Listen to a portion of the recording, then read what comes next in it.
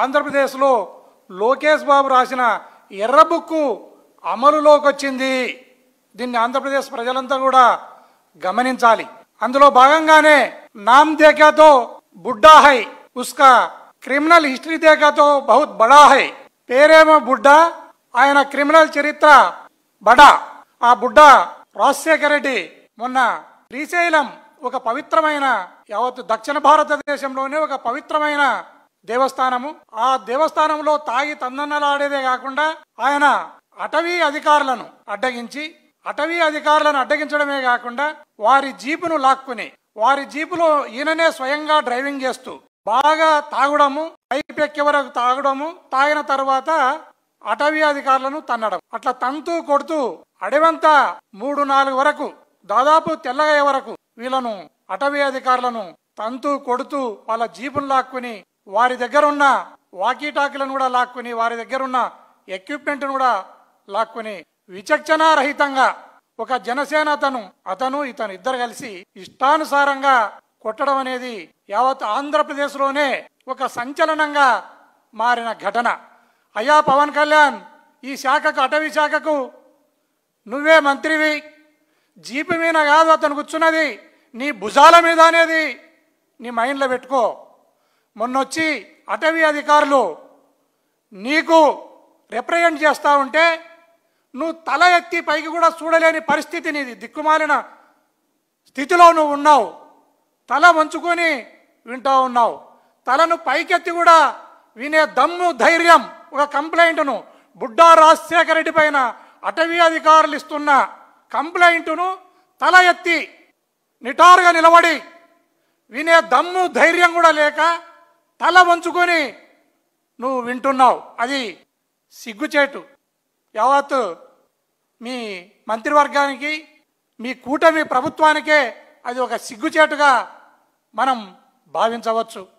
ఈ రాష్ట్రంలో పోలీస్ వ్యవస్థ ముఖ్యంగా నిర్వీర్యం కావడంతోనే ఇలాంటి ఘటనలు జరుగుతూ ఉన్నాయి. ఈరోజు ప్రతిభావంతులైన పోలీస్ ఆఫీసర్లనంతా వీఆర్లోకి పంపుతున్నారు, సస్పెండ్ చేస్తున్నారు, కొందరు ఆఫీసర్లను జైల్లోకి పంపిస్తున్నారు. ఇదల్లా ఎందుకు వచ్చిన బాధ అని కొందరు ఈ రాష్ట్రం వదిలి ఐపీఎస్ ఆఫీసర్లు వేరే రాష్ట్రాలకు బదిలీ పైన వెళ్ళడానికి సిద్ధమైనారు. అదే కాకుండా కొంతమంది అధికారులు రాజీనామా, ఈ ప్రభుత్వం పెట్టే హింసను ఈ ప్రభుత్వం రాసి రంపాన పెడతా ఉంటే తట్టుకోలేక రాజీనామా చేసి పోతా ఉన్నారు. ఈ బాధలన్నీ భరించలేక ఎప్పుడు కూడా ఆంధ్రప్రదేశ్ చరిత్రలోనే లేని విధంగా ఈ ప్రభుత్వాన్ని ధిక్కరించే స్థాయికి పోలీస్ వ్యవస్థ వచ్చింది అంటే ఇంతకంటే నీచం ఇంకే ఏమైనా ఉందా అని ఈ సందర్భంగా నేను ఈ రాష్ట్ర ప్రభుత్వాన్ని ప్రశ్నిస్తున్నాను. ఈ రోజుకు 4 సరెండర్లు రావాలి పోలీసులకు, 4-5 అడిషనల్ సరెండర్లు రావాలి, టీఏ రావాలి, డిఏ రావాలి. ఇవన్నీ ఏమి కూడా ఇవ్వకుండా అసాంఘిక శక్తుల పట్ల ఒక హంటింగ్ టైగర్ లాగా ఉండాల్సిన పోలీస్ వ్యవస్థను చంద్రబాబు నాయుడు ఒక సర్కస్ పులులలాగా ఆయన తయారు చేసినారు. అదే కాకుండా పోలీస్ వ్యవస్థ 4వ సింహంలాగా ఈ రాష్ట్రంలో ఉండేది గత ప్రభుత్వంలో. ఈ ప్రభుత్వంలో 4వ సింహం నడ్డి విడిచినారనడంలో కూడా ఎలాంటి సందేహం లేదు. నిన్నగాక మొన్న ఒక ఘటనను, నిన్ననే అనుకుంటా నాకు తెలిసినంత వరకు, అయ్యన్న పాత్రుడు ఈయన స్పీకర్ స్థానంలో ఉన్న వ్యక్తి నెత్తిన ఎంటికలే కాదు, ఈయన బుర్రలో బుద్ధి కూడా లేదనేది మనకు అర్థమైంది. నెత్తిన ఎంటికలు లేవు, బుర్రలో బుద్ధి లేని అరగుండు అయ్యన్న పాత్రునికి ఈ సందర్భంగా నేను తెలియజేస్తున్నాను. అయ్యా, పోలీస్ వ్యవస్థ నిర్వీర్యమైపోతే, పోలీస్ వ్యవస్థ సచ్చుబడిపోతే ఈ రాష్ట్రంలో, ఈ రాష్ట్ర అభివృద్ధికి, ఈ రాష్ట్ర సంక్షేమానికి అది పెద్ద ఆటంకంగా మారుతుంది. దయచేసి ఈ వ్యవస్థను ఇబ్బంది పెట్టకుండా చూడండి. ఈ అయ్యన్న పాత్రుడి మీద ఇంతవరకు నాకు తెలిసినంత వరకు కేసు రిజిస్టర్ చేయలేదు. కేసు రిజిస్టర్ చేసిన బుడ్డా రాజశేఖర రెడ్డిని కానీ లేదా జనసేనకు సంబంధించిన వ్యక్తిని కానీ ఇంతవరకు అరెస్టు చేయలేదు.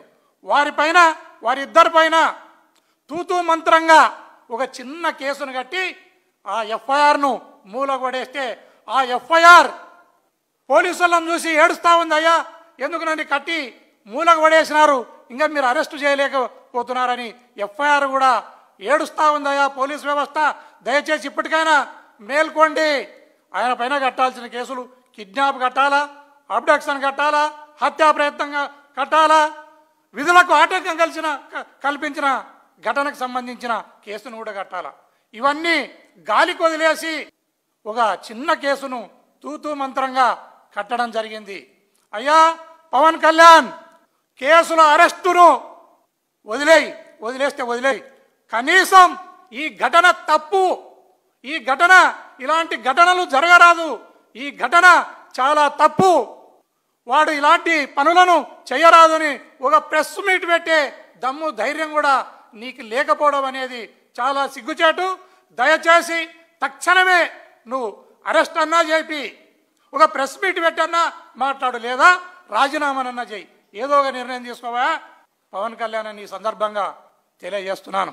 దయచేసి ఈ రాష్ట్రంలో పోలీస్ వ్యవస్థ స్ట్రెంగ్తన్ కావాలి. పోలీస్ వ్యవస్థ స్ట్రెంగ్తన్ అయి లా అండ్ ఆర్డర్ను కాపాడాలి. లా అండ్ ఆర్డర్ను కాపాడినప్పుడే ఈ వ్యవస్థలోని అన్ని రకాల అభివృద్ధులు కానీ సంక్షేమం కానీ ముందుకు పోతుంది. దయచేసి పోలీస్ వ్యవస్థను నిర్వీర్యం చేయకండి ఈ సందర్భంగా తెలియజేస్తూ ముగిస్తున్నాను. చాలా దురదృష్టకరం, మీరు చాలా మంచి ప్రశ్ననే అడిగినారు.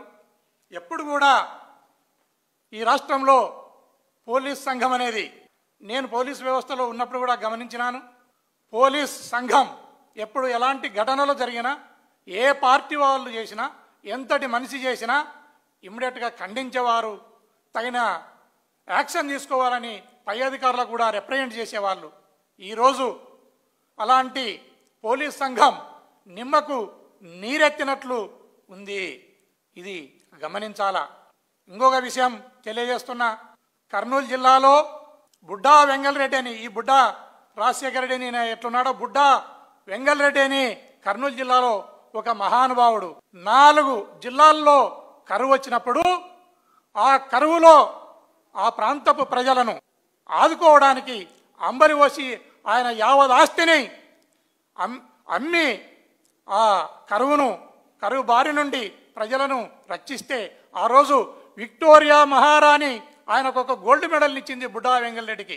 ఈ బుడ్డా రాజశేఖర రెడ్డికి కూడా దౌర్జన్యాలలో ఒక గోల్డ్ మెడల్ను ఈ చంద్రబాబు నాయుడు ప్రజెంటేషన్ కూడా చేస్తాడేమో, చేస్తే కూడా ఆశ్చర్యపోనక్కర్లేదని ఈ సందర్భంగా తెలియజేస్తాను.